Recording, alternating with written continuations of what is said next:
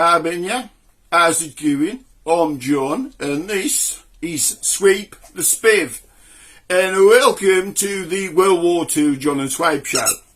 So I thought we'd start off with a song just to gear things up a bit. So, it takes a strong man to tackle Mary. It takes a strong man, I know. It takes a strong man to tackle Mary. If you wants to have a go, she will grab your willy. She won't half give you a scare. Takes a great big strong man to tackle Mary. If you wants to go there. Right, how's it going? Now, I thought I'd do something a bit different, and seeing as like the Severn Valley Railway is doing like a 1940s weekend, I thought we'd have a 1940s thing. When you reckon? When you're hungry? Well, already, we've only just bleeding started. Here you go. What? You want another? There's only one. We might rationing, mate. There's only one. That's all you can get in. And your apple's only a little this time, so yeah, go and chew on that. You're going to starve to death. Well, I know, during the war today, how much you know. And what's with the moustache? You're my spiv. Don't you know what a spiv is? Right, do you know what a spiv is? Well, the spiv is the bloke during World War II who used to get you all the things that you couldn't normally get. So, all the contraband and all the little knickknacks and things, and, he'd make a fortune. He'd get you anything you wanted. So, when you got something for me. What you got? Stockings.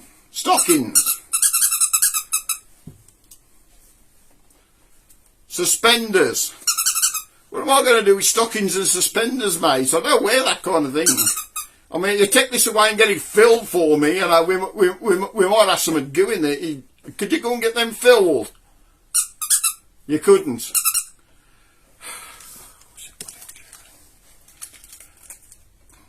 Condom. Well, that would be useful, yes, if you could go and get them.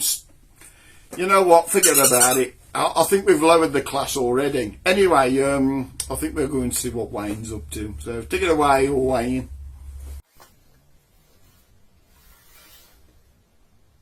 Who do you think you are kidding, Mr. Hitler, if you think we're on the run? We and the bees who will stop your little games. We and the bees who will make you think again. 'Cause who don't you think you are kidding, Mr. Hitler, if you think we're on the run? Been here, everybody. How's it going? The Wainsters here, or should I say I am Sergeant Wayne. Don't you know how I'm a sergeant? Look, I've got my stripes. You like that, eh? Yeah, I think this World War II theme's a bit, well, I ain't sure quite what to make on it, but I'm going along with it anyhow. So, this is the army, Mr. Jones. No private rooms or telephones. I ain't sure that singing is going to be like my best thing for this part of the show, but I just thought I'd come on and show me face, because to be honest, I mean, besides making honey during the war, I mean, there were much use for bees, was there, back then? I know it was a very, very valuable commodity, because honey and, like, everything else was, like, in short supply, wasn't it? So, I think they had to look after the bees then. Like, I think they done now. So, anyway, I've rambled on enough and wasted your time, so I'll see you later then. See ya! And we're back. Right, now, did you enjoy Wayne? I thought, he'd hear a couple of songs. He's very much of a song person, isn't he? Mind you, I don't think we am either, but, we're doing our best. I got a bone to pick with somebody out there. I by mentioning the name, but they say, right, I've had a complaint. They say, this is sweep and it ain't swipe, because apparently swipe a black country for sweep. but the person out there knows who I'm talking about. Any road, I got a story. It's about these two prostitutes. Now, I reckon you knows what they mean. And it was during World War II, and all the young lads had gone off to war, so business was a bit slack. So they thought they'd do their bit, and they opened up a fish and chip shop in Quarrybonk, right? Anyway, they opens up this fish and chip shop, and first day of business, it was all right. And on the night, the bloody Luftwaffe, I thought it was like the Luftwaffe. Yeah, the German Air Force comes over and drops a whole bunch of bombs, and this bomb drops on the back end of the chip shop and blows the back end off. So the next day, when they opens up the fish and chip shop, they got a sign in the window, and it says, "Because of Hitler, the chips will now be littler." Yeah, Hitler. Oh. Anyway, a couple of days later, Luftwaffe comes over again, drops another bomb, lands on the front end, blows the front end of the fish and chip shop off. So they sticks up a sign saying, "Because of Himmler, the fish will now be similar." A couple of nights later, the Luftwaffe comes over again, this time drops a bomb, goes straight down the chimney, blows the whole chip shop to pieces. So they stick a sign out saying, "Because of Goring, we've gone back whoring." You like that one, did you? Anyway, let's go and see what Johnny's up to. So take it away, Johnny. Underground, overground, wombling free. The wombles of Wednesbury coming away. How's it going, Johnny Womble here? Right, they've decided we're doing a World War II theme things here. So, I've got a couple of stories for you from World War II. Now, you probably won't think that I'm that old, but I am, you know, I'm pretty damned old. Maybe we can have a game, see if you can guess how old I am. Anyway, I got this story right, and there was two blokes, like, during the war, talking in the pub. And the one goes to the other, he says, you know, he says, "My nephew's in the RAF." And his mate says to him, he says, "Oh, well," he says, "What's he doing in the RAF then?" He says, "He's a rear gunner." And his mate says, "Bloody hell," he says, "My sister caught that off a sailor." You like that? And round it's about this bloke during World War II, and he was worried that he was going to have to be called up and given the army, and he didn't want to go.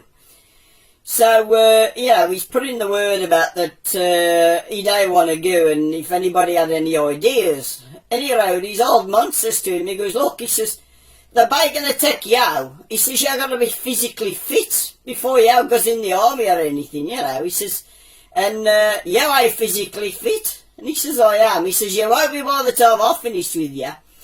And he goes off, and he comes back, and he's got this great big leather truss. Now, I don't know if you know what it is, but you knows what a truss is, but it's like a big leather back support, and you used to wear them years ago if you put your back out. And he says, before you goes to see the doctor, he goes, "Stick that on and tell him you got a bad back, and they won't take you." So he gets this truss, he can't quite figure it out, and he straps it round him, and he waddles into the doctor's, hardly being able to walk. And the doctor looks at him, looks him up and down, gives him a full examination, and stamps on his paper, M.E. He says, "Give that to the desk sergeant, he'll sort you out." He says, "What's M.E. stand for? Medically exempt?" And the doctor says, "No, Middle East." He goes, "Anybody who can wear a truss upside down can ride a camel." You like that? And he started me to go now. Remember, yam, yam, yam, remember, yam, yam, yam, remember, what a yam, yam, yam, yam. See you later, kids. That off a nice bit of elastic you got there, mate, you know. Where'd you get that from? Did I miss it? Oh, went back. Oh. Right, I hope you enjoyed that. And right, where was we? Oh, I got a story. It was like Enoch and Eli. And this was during the war. This was that was in the Home Guard, and they get him a rifle, and they told him, they says, right now tonight there's a curfew on the town, because after 9 o'clock, if anybody's on the streets, you've got permission to shoot them, because they shouldn't be on there. Nobody should be on the streets after 9 o'clock at night. So them walking around the town, and about 10 to 9. That's his old Bill comes stumbling out of the pub, and he waves, he goes, "You're right, eh, Doc, you're right, eh, Lloyd," and they waves back, "You're right, Bill." And old Enoch gets his rifle, sticks one up the spat, and shoots him, blows his head off. He says, "What you do that for?" He says, "It's 10 to 9, it by 9 o'clock yet." He says, "Yeah," he says, "I knows where he lives though, he never got home on time." You like that one, did you? Anyway, I hope you have enjoyed this. It was just a bit of softness, I just thought it had a bit of novelty to it. I mean, we may be doing John and Sweep through the ages on there. When you think, drop it in the comments. So, where is he? He's here somewhere. Oh, here he is. Been you, Wayne. So, I think we're going to finish with a song, we? In the tradition of World War II. So, this is a song you should all know. Well, I've changed the words just a little bit. We'll sweep again, don't know where, don't know when, but we'll sweep again some sunny day, some sunny day. Right, see ya, ta-ra a bit, ta-ra. If you like this, like and share, like and share. See ya.